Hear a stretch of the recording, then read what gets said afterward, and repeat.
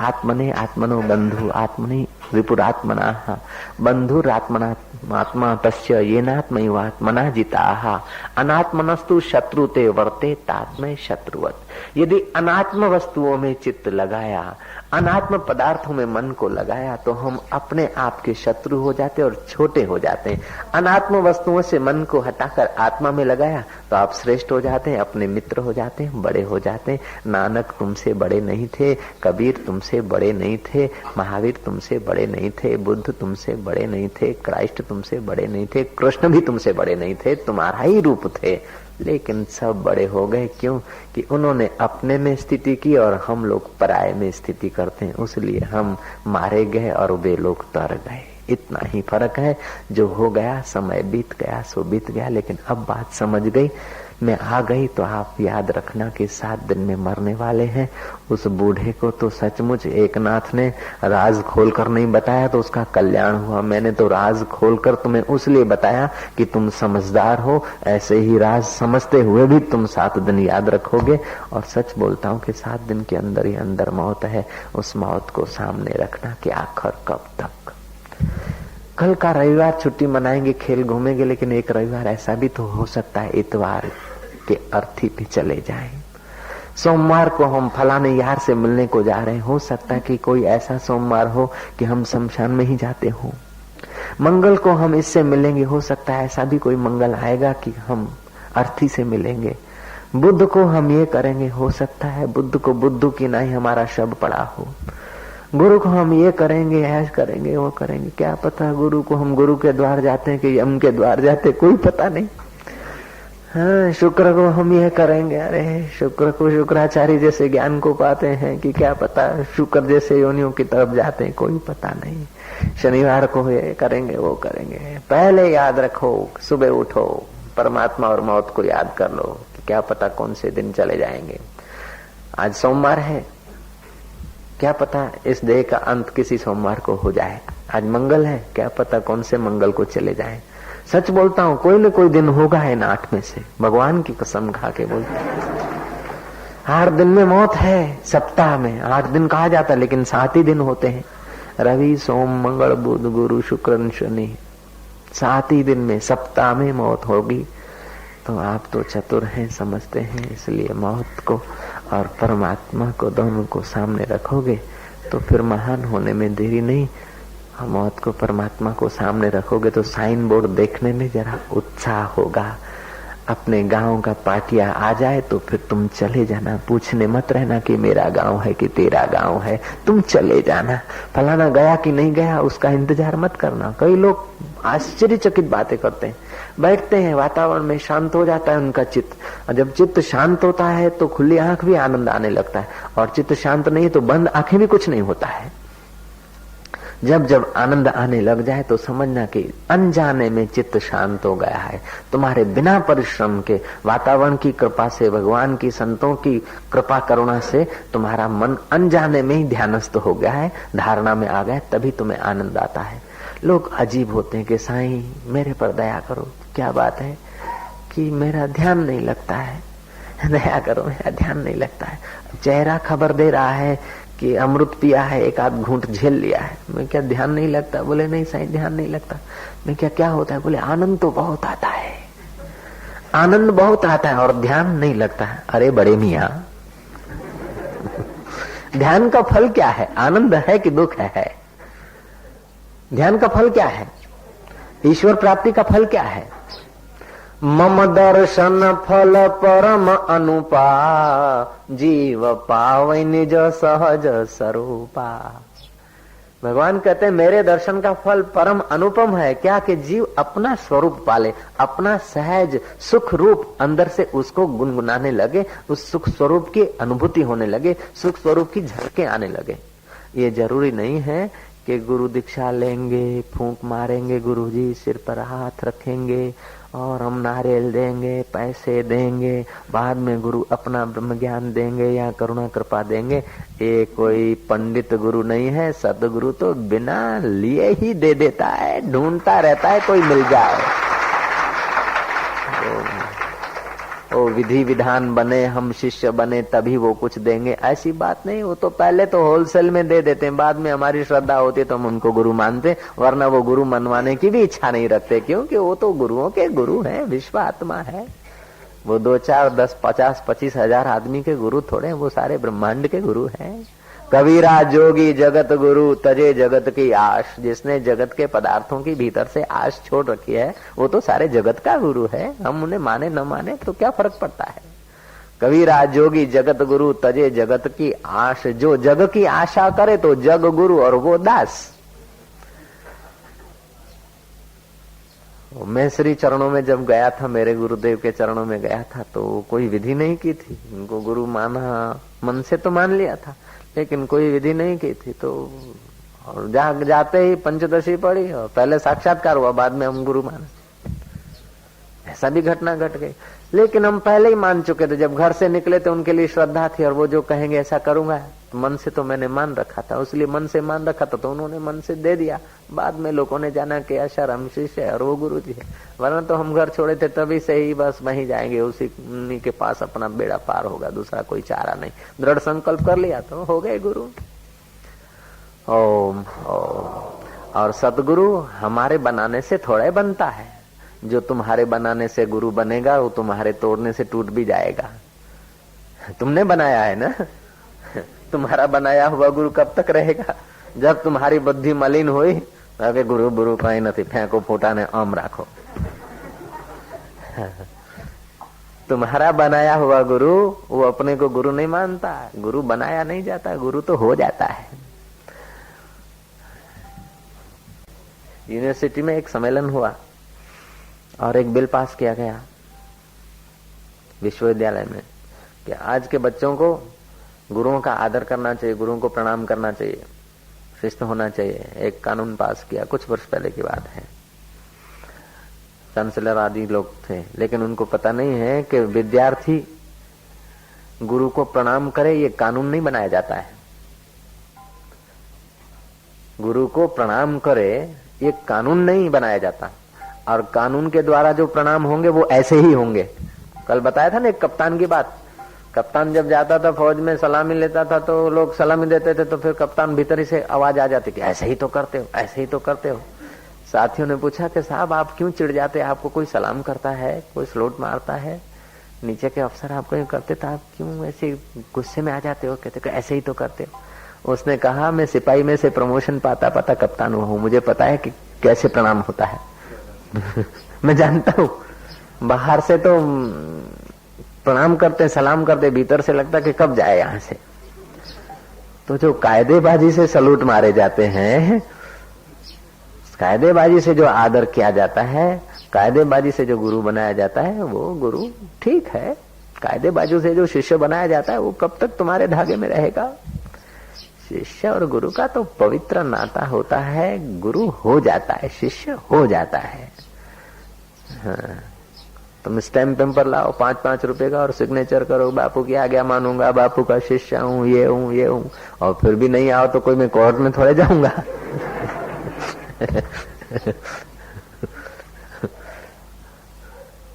ये तो ज्यों शुद्ध हृदय होता है त्यों गुरुओं के लिए अपना नश्वर नछावर होता जाता है। और गुरु भी ज्यों-ज्यों हम लोगों को भीतर से निकट महसूस करता है, त्यों-त्यों गुरु बरसता जाता है। फिर तुमने विधि से दीक्षा ली कि नहीं ली, उस पर गुरु का ध्यान नहीं होता है। तुम भीतर से निकट आते जाते हो, भीतर से अहोभाव से भरे जाते हो, तो गुरु अपने आप भीतर से आता जाता है।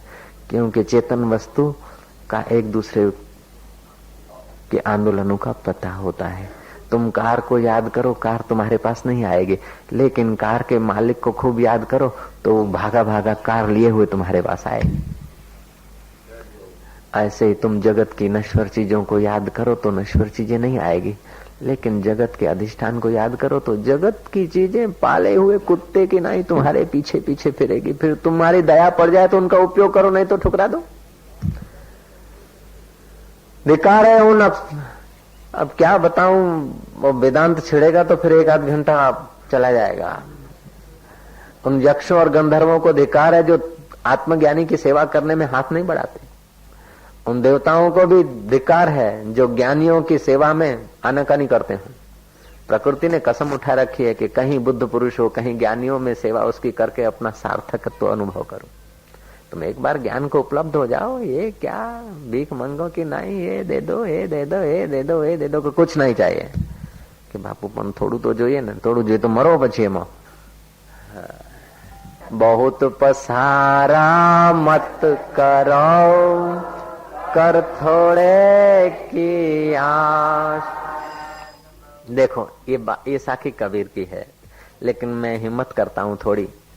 कबीर ज्ञानी है, ज्ञानी के वचनों को टालने की हिम्मत नहीं करना चाहिए, नहीं टालने चाहिए, लेकिन फिर भी मैं हिम्मत करता हूँ कि आधुनिक जमाने में साखी में थोड़ी आधुनिकता लाऊंगा। बहुत पसारा मत करो, कर थोड़े की आस, बहुत पसारा जिन किया वे भी गए निराश।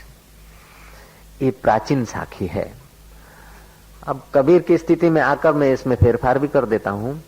मैं यूं कहूंगा कि बहुत पसारा मत करो, कर प्रभु की आश, बहुत पसारा जिन किया वे भी गए निराश। क्योंकि लोग बोलेंगे थोड़ा तो कबीर जी ने कहा એટલે થોડું तो आलो, लेकिन ये थोड़ा भी निकम्मा है, ज्यादा भी निकम्मा है। थोड़ा बहुत मिलने की तुम इच्छा मत करो, तुम प्रभु की इच्छा करो, बाकी का तो वो अपने आप आएगा।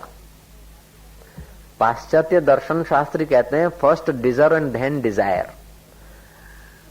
पहले अधिकारी बनो और बाद में इच्छा करो। वेदांत बोलता है छी, deserve only not to desire. अधिकारी बनो, इच्छा मत करो। आप सम्राट बन जाते हैं, फिर इच्छा थोड़े करते कि मुझे राजमहल मिले, मेरे को नौकर मिल जाए, मेरे को चाकर मिल जाए, मेरे को रथ मिल जाए। अरे तुम कलेक्टर की पोस्ट पर आ जाते हो, फिर ऐसा थोड़े कहते हो कि मेरे को चपरासी मिल जाए, मेरे को क्वार्टर मिल जाए। वो अपने आप व्यवस्था हो जाती। तुम न्यायाधीश की कुर्सी पर बैठ जाते हो, फिर थोड़े तुमको चिंता करनी पड़ती है कि मेरा ऑफिस का मटला पानी का भर लूं, जरा बुहारी कर लूं, वादी प्रतिवादी जरा आ जाओ, वकील लोग जरा आ जाओ। नहीं, जज का अपनी कुर्सी पर बैठना, न्यायाधीश का अपनी चेयर पर विराजमान होना ही सारी न्यायालय में हरकत शुरू हो जाएगी, सब काम होने लगेंगे। ऐसे ही तुम अपनी कुर्सी पर बैठो, अपने आत्म खजाने पर आरूढ़ हो जाओ, अपने असली गद्दी पर बैठो, बाकी का काम तो यूं होगा अपने आप। होता है कि नहीं होता? देखो जरा, तुम्हारे जीवन में नहीं देखे तो किसी के जीवन में देखो। एक मेहमान आवे ने तो जीभ બહાર નીકળી જાય, હોફી જાય। મહિનો મહિનો પહેલા તૈયારી करके वे वही आवाना છે, नोम आवाना છે, नोम आवाना છે। एक दो मेहमान आता है तो कितना हो जाता है बर्डन, बॉदरेशन। छोटी मोटी शादी करते हो, 10, 5, 25, 50 मेहमान आते हैं घर में तो कितना पोटला शुरू हो जाते हैं। और અહીં જુઓ તો કોઈ નહીં, આ 500, 700, 800 મહેમાનો આયા, વેવાઈઓ બધા પહેલાથી તૈયાર, બેસવાનું તૈયારી કરો, રાત દાડો કરે, આમ કરો, એ કરો। પણ એ કરાવવા વાળા સાધકો, એમને બી બર્ડન નહીં। सेवादारी से पूछो थके हो, उबे हो? नहीं। मैनेजमेंट वालों से पूछो, बोले मैनेजमेंट क्या होता है, हमको तो पता भी नहीं। हो गया हो गया। हमसे पूछो कि बापू कितनी फिक्र है हमारी, कि जरा भी नहीं। आपसे पूछता हूँ कि कितनी तकलीफ है, बोले जरा भी नहीं। हमको जरा भी फिक्र नहीं और तुमको जरा भी तकलीफ नहीं। क्यों? ऐसा क्यों? अरे तुम निष्फिकर परमात्मा की ओर आते हो तो बाकी का सब गौण हो जाता है और प्रकृति सहयोगी हो जाती है। अपने को बोझा नहीं उठाना पड़ता है। अपने को कर्तृत्व का अभिमान होता है तभी बोझा लगता है, कर्तृत्व का अभिमान नहीं है। देह अध्यास गल जाए, परमात्मा तत्व का साक्षात्कार हो जाए तो फिर तो तुम्हारे लिए सब खेल है, विनोद है। विनोद मात्र व्यवहार जैनो ब्रह्मनिष्ठ प्रमाण। तुम्हारा व्यवहार विनोद जैसा हो जाए। व्यवहार को इतना महत्व नहीं दो कि बस सिर पे चढ़ बैठे, हृदय का कब्जा ले ले। હવે શું થશે, હવે શું થશે, શું થશે, બહુ બહુ तो થઈ થઈને શું થશે। हमारे गुरुजी विनोदी बात कहा करते थे कि हमारे गांव में पुरसुमल ब्राह्मण था, ब्राह्मण। और गांव में जब बारिश देर से होती तो हम लोग सब जाते, हमारे बुजुर्ग जाते तो मैं भी साथ में जाता। गुरुजी लीलाशाह जी तो पुरसु मिस्र, माना मिस्र चऊं सिंधी में, ब्राह्मण मिस्र। तो पुरसु ब्राह्मण के पास समझाते सब गांव वाले कि भूदेव आप बताओ कैसा बरसात होगी कि नहीं होगी। तो बोलता भाई देखो मैं बुढ़ापे में 2 बातें नहीं बताऊंगा, बात एक बताऊंगा। सच बताऊं कि झूठ? बोले सच बताओ। वो बोलता था कि ऐसा है कि देखो, आखिरी बात बता दूं कि दो चार बताऊं? बोले एक ही बात बताओ। वो हारी नारी सब हाथ जोड़े हैं। वो पुरुष ब्राह्मण खूब शांत होकर बोलते थे कि भाई एक ही बात बताता हूँ, सच्ची बात बताता हूँ, विश्वास करना, सुन लेना, बरसात पड़ेगी या तो नहीं पड़ेगी। ये तो हम भी जानते, ये तो हम भी जानते। बोले हमसे झूठ मत बुलवाओ, या तो पड़ेगी या तो नहीं पड़ेगी, मैं बोल देता हूँ। ओम ओम ओम। ऐसे ही संसार का हाल है, या तो अनुकूलता आएगी या तो प्रतिकूलता आएगी, तीसरा तो कुछ है नहीं, है? या तो अनुकूलता आएगी या तो प्रतिकूलता आएगी, या तो अनुकूलता पड़ेगी या तो नहीं पड़ेगी। ओह, या तो यश आएगी या तो अपयश आएगी, और क्या होगा? तीसरा तो कोई है नहीं। परमात्मा तो अपना स्वरूप है, परमात्मा तो आएगा नहीं, जाएगा नहीं, जो आएगा वो जरूर जाएगा। तुम भी जाओगे, जाओगे कि नहीं जाओगे? तो सब जब जाने वाला ही है तो उनका बोझा अपने सिर पर क्यों रखना? रामतीर्थ दृष्टांत देते थे कि एक युवक की मंगनी हुई, शादी हुई, पहली बार गया ससुराल तो जरा मिठाई का बक्सा और कपड़े लत्ते लेकर जब पहुंचा, गर्मियों के दिन थे, घोड़े पर सवारी होती थी, देखा कि वो घोड़े का जो है जीन बीन सब पसीने से भीग गई है। बड़ी दया आई कि मैं कितना निर्दयी हूँ, एक मैं बैठा हूँ, दूसरा इधर वो सामान, तीसरा ये बिस्तर, चौथा ये थैला, ये सब इस पर बेचारे पर इतना बोझा। वो युवक उतरा, पीछे तो वो मिठाई की बांध दी, पास में बिस्तर लगा दिया, इधर उधर झोला झंडी सब बांध दिया। बोले कि हाँ अब इससे बोझा हटा लेता हूँ, अपने उठाओ थोड़ा। बांट के ही बोझा उठाना चाहिए। वो सब बोझा अपने सिर पर लाद कर घोड़े पे बैठ गया। घोड़ा दौड़ा तो ऊपर जो लादा था ये वो लादा था, रग रग एक सेल्स जो शरीर के थे उनकी बस छन्ना ही हो गई। पहुंचा ससुराल के गांव वाले आए, स्वागत सोमयु करवा के, सोमयु बोमयु पछी पण पेला खाटलो लाओ, अन हॉस्पिटल ले जाए वो खाटलो लाओ के। ऐसे ही सारा तुम्हारे जीवन का बोझा परमात्मा रूपी घोड़े पर है, और तुम बच्चों का, अरे तुम बच्चों का क्या करते हो? बच्चों को जन्म देना तुम्हारे हाथ की बात नहीं है, बच्चों को प्रसन्न रखना तुम्हारे हाथ की बात नहीं, उनकी अकल होगी तो प्रसन्न रहेंगे। तुम्हारा जन्म तुम्हारे हाथ की बात नहीं, तुम्हारा मौत तुम्हारे हाथ की बात नहीं, तुम्हारे काले बाल सफेद होने से रोकना तुम्हारे हाथ की बात नहीं। जब मुख्य काम तुम्हारे हाथ की बात नहीं तो फिर दूसरा भी सौंप दे परमात्मा को, डोरी सौंप के तो देख। मेरा चिंत्यो होत नहीं, हरि को चिंत्यो होए, हरि को चिंत्यो हरि कहे, मैं रहूं निश्चिंत। काम निश्चिंत माना आलसी नहीं, चिंता रहित तुम कर्म करो, फिर जो परिणाम आए वाह वाह। या तो बरसात पड़ेगी या तो नहीं पड़ेगी, यूं होगा वहां की तीती चाहती नो। और जो लोग निश्चिंत होते हैं ना, उनके कार्य भगवान की दया से हो ही जाते हैं। ऐसे कई लोगों को मैं जानता हूँ, ये साईं बच्ची बड़ी हो गई, मैं कि तू बड़ को फेरा फिर ले, निश्चिंत हो जा। अब यह है कि साईं ऐसी जगह पे हो गया कि होना ही था, कोई बड़ी बात है क्या? ये नियम है, कायदा है। तुम जब निश्चिंत हो जाते हो तो तुम्हारा कर्म करने के लिए प्रकृति अनुकूल हो जाती है कि साईं तुमने जाकर हमारे व्यवहारों के अंदर चेंज कर दिया, वो नहीं किसी को मानने वाले, अभी तो बोलते साईं का फोटो दो, साईं का फोटो दो, साईं अभी तो आपको मानने लग जाएंगे। हमारे को माने चाहे नहीं माने, आपका काम हो गया बस। कि नहीं नहीं हमारा तो काम हो गया, लेकिन बाबू आपका नाम हो गया, क्या मिलाओ हाथ अपने दोनों का लाभ हो गया।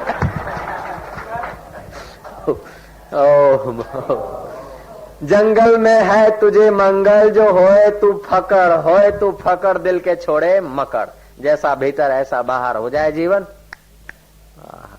कोई आपत्ति नहीं। जीना इतना मजूरी से थोड़े जिया जाता, जीना तो बड़ा आनंदप्रद है। दुख तो है ही नहीं, लेकिन दुख लोग ऐसा बना लेते कि सुख दिखता नहीं, दुख ही दुख दिखता है। तुम भीतर वाले से एक होकर जब हरकत करते हो तो प्रकृति और लोग तुम्हारे साथ एक हो जाते हैं, और भीतर वाले से एकता छोड़ देते हो और बाहर वाले को जब सजाने लगते हो तो वो तुम्हें धोखा दे देते हैं। तुम भीतर वाले से अलग यदि बाहर वाले को मानोगे तो बाहर वाला तुम्हारे को छोड़ देगा। तुम क्षत्रियों को आत्मा से अलग मानोगे तो क्षत्रिय लोग तुम्हारा अनादर कर देंगे। तुम सेठ और साहबों को परमात्मा सत्ता से अलग मानते हो, अपने आत्मा से अलग मानते हो, तो सेठ और साहब तुम्हारा तिरस्कार कर देंगे।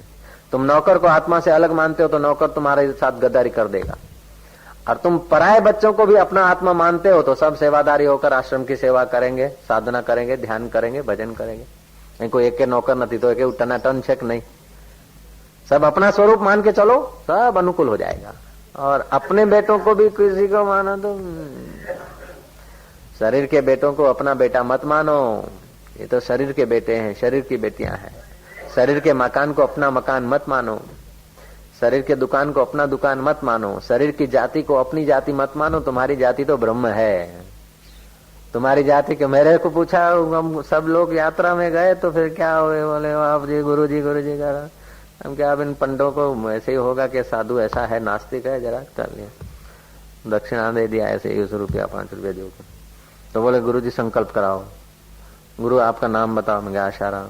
बोले आपका गोत्र बताओ, मैं क्या मेरा गोत्र तो ब्रह्म है। सब ब्रह्म में से तो निकले, मेरा गोत्र ब्रह्म है। बोले तुम्हारा कुल, में क्या ब्रह्म। ओम ओम ओम। ठीक है भाई, ये गोत्र याद रहे तो ठीक है, लेकिन मूल गोत्र तो ब्रह्म है सबका। मूल गोत्र ब्रह्म है, मूल गोत्र परमात्मा है तुम्हारा, मूल कुल भी परमात्मा है तुम्हारा। कितनी खुशखबरियां हैं कि तुम्हारा कुल परमात्मा का है, तुम्हारा गोत्र परमात्मा का है। ओम ओम ओम। और ये तुम्हें खुश करने के लिए, जैसे नेता लोग भाषण में कुछ खुश करने के लिए मस्का मार देते, ऐसा मैं मस्का नहीं मार रहा हूं, मैं हकीकत कह रहा हूं। मैं हकीकत कह रहा हूं कि तुम्हारा गोत्र परमात्मा है। और यदि तुम इनकार करते हो तो कर लो शास्त्रार्थ। तुम्हारा गोत्र परमात्मा नहीं है, ये बात तुम साबित करके दिखाओ तो मैं आपका शिष्य हो जाऊं। नहीं तो मैं साबित करके बैठा हूं कि तुम्हारा गोत्र परमात्मा है, तुम्हारा कुल परमात्मा है। बोलो, संदेह है किसी को? कल अर्ज किया था कि 5 प्रकार के भेद होते हैं और 5 प्रकार के भ्रम होते हैं। तो उन 5 प्रकार के भ्रमों के कारण हम अपना कुल और अपना गोत्र कुछ अलग पक्का मान बैठे। उन 5 प्रकार के भ्रमों को जरा समझ लेंगे ना तो पता चलेगा कि वास्तव में हमारा गोत्र परमात्मा है और हमारा परमात्मा आकाश पाताल में नहीं, वो हमारा परमात्मा एक क्षण भी हमको छोड़कर अलग नहीं है। ये भी तुमको अनुभव हो सकता है। ओम ओम ओम ओम ओम ओम। देह छता जेनी दशा वर्ते देहातीत, ते ज्ञानी ना चरण मा हो वंदन अगणित। ओम ओम। कुंभक में आपकी गति हो गई तो आपको याद करके कोई आदमी कोई काम का प्रारंभ करता है तो उसको कुदरत सहयोग कर देगी। केवली कुंभक में आप पहुंच गए तो आपका स्मरण करते करते कोई मरा तो उसको जमदूत छू नहीं सकते पार्षदों के पास। ये भगवान का हम स्मरण क्यों करते हैं? उन लोगों का केवली कुंभक सिद्ध है, साधन काल में है, इसलिए भगवान कृष्ण है, राम, गुरु नानक है, गुरु बाबा है। ऐसा नहीं कि वो आते हैं और तुम्हारे को उठा के अपने कंधे पे और फिर स्वर्ग में ले जाते हैं। नहीं, उनका चिंतन करने से प्रकृति आपके लिए रयात कर देती है। ओम ओम। केवली कुंभक जिसका हुआ उसकी ब्रह्म में स्थिति हो जाती है, ब्रह्म के परमात्मा के नजीक हो जाता है। और जो परमात्मा के नजीक हो जाता है तो फिर जो प्राइम मिनिस्टर के नजीक है तो उसके लिए इम्पोर्ट एक्सपोर्ट इम्पोर्ट के लाइसेंस बनाने में ज्यादा देर नहीं लगती है, ज्यादा मेहनत नहीं लगती। उसको वीजा मिलने में कोई देर नहीं लगती। प्राइम मिनिस्टर के नजीक के आदमी बन जाते ना तो उनको फिर वायुयान में बैठने के लिए ये कोई बड़ी बात नहीं है। उनको कोई लोकल में थोड़ी लटकना पड़ता है। लोकल में तो उन लोगों को लटकना पड़ता है कि जिनके पास आइडिया नहीं, पैसा नहीं, समय नहीं, परिचय नहीं। जिनके पास परिचय है, पुण्य रूपी पैसा है, साधना रूपी आइडिया है, वो तो फिर ये हवाई जहाज का रास्ता है। ब्रह्म ज्ञान हवाई जहाज का रास्ता है, मंजीरा बजाने का नहीं है। वो लोकल का रास्ता अलग है। ओम ओम। वेदांत का मार्ग तो ऐसा है, बस मुआ पछीनो वायदो नकामो, मरने के बाद का वायदा नहीं, यही अनुभव करो। मुआ पछीनो वायदो नकामो को जाने छे काल, आज અત્યારે अब घड़ी साधु જોઈ લો नगदी रोकड़ माल। नगद खजाना पड़ा है, वो पिता तुम्हें बुला रहा है और तुम घूम रहे हो कि एक पैसा दे दे, जरा सा जूता बनाना है, जरा चाय पिला दे, जरा फाफड़ा दे दे। ये बोलता है कि हम तो आपके वजीर हैं और आपको राजा साहब राज्य देना चाहते हैं, अब आप राजकुमार हैं, आप राजा का ही स्वरूप है। बोले अच्छा तो मेरे लिए रथ कहाँ है, लाओ रथ, चलो ऑर्डर, गंगा जल लाओ, ये लाओ। उसी समय पूरी दरिद्रता चली गई, वहीं दरिद्रता चली गई, नहीं कि राज्य में जाने पर, वहीं उसको पता चल गया कि मैं राजकुमार हूं। ऐसे आपको यहीं पता चल जाता कि आप आत्मा है, ब्रह्म है। ओम ओम ओम ओम। जो धर्म में, संप्रदाय में एक ही साधना पद्धति चलती है, एक ही मंत्र चलता है, नाम चलता है, वे साधना के जगत में कंगाल हैं। जिस संप्रदाय में, जिस पंथ में एक ही पद्धति चलती है साधना की, एक ही प्रकार का मंत्र चलता है, वो साधना के जगत में कंगाल हैं। वेद में अनेक अनेक मार्ग हैं, इसलिए अनेक देवत्व है, अनेक प्रक्रियाएं हैं, व्यक्ति अनेक हैं, उनकी संभावनाएं अनेक हैं, उनकी योग्यताएं अनेक हैं, इसलिए उनकी साधनाएं भी अनेक होती है। जिसके शरीर में पृथ्वी तत्व अधिक है वो शिव जी की उपासना करेगा तो जल्दी सफल हो जाएगा। जिसके शरीर में जल तत्व अधिक है वो विष्णु की उपासना करेगा तो लाभ होगा, शिव की उपासना से न होगा। इतना। जिसके शरीर में तेज तत्व है वो सूर्य की उपासना करे तो जल्दी लाभ होगा, दूसरे देवों से इतना लाभ नहीं होगा।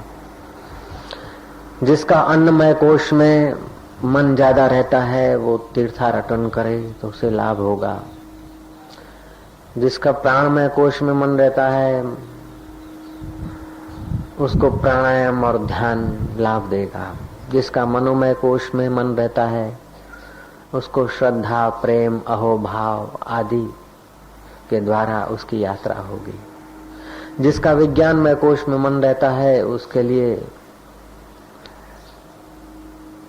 तत्व का चिंतन करते करते आत्मा में डूबने का रास्ता ही उसके लिए सर्वोपरि हो जाता है। और जिसका आनंदमय कोश में मन रहता है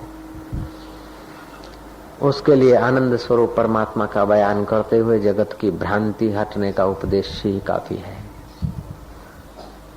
तो साधक अलग अलग होते हैं, सबकी अपनी अपनी क्षमता योग्यता होती है।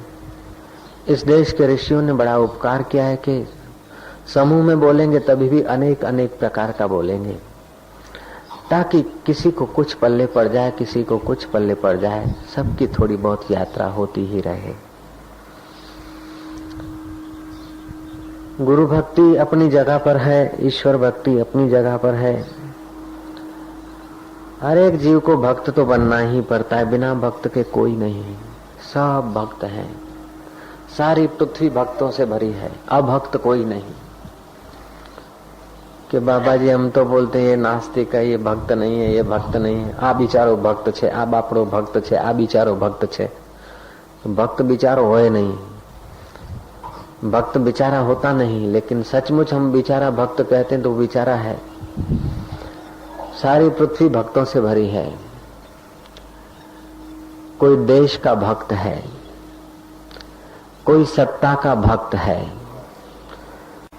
कोई धन का भक्त है, कोई जन का भक्त है, कोई सुख का भक्त है, कोई संपत्ति का भक्त है, कोई शांति का पुजारी है तो कोई झगड़े का पुजारी है।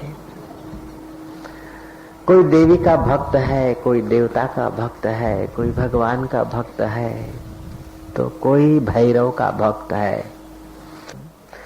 तो बिना भक्त के संसार में कोई समझदार आदमी तुमको नहीं मिलेगा। लेकिन ये सब भक्त खंड खंड के भक्त है। ये भक्त सब एक एक परमात्मा की व्यापकता के एक एक हिस्से के भक्त हैं। कोई राष्ट्र का, कोई देश का, ये ईश्वर के खंड खंड के भक्त हैं। जिसको वेदांत में भक्त कहा गया है, वह वेदांत का भक्त इन सब भक्तों से निराला होता है। जय राम जी की। तो वेदांत तुम्हें खंड खंड की भक्ति से रोकता नहीं, लेकिन खंड खंड की भक्ति में ही तुम्हारा जीवन गंवा देने से तुमको टोकता जरूर है। ये तुम सब करो, लेकिन तुम्हारी दृष्टि थोड़ी बदल दो। खंड खंड से तो व्यवहार करो, लेकिन दृष्टि अखंड की रखो।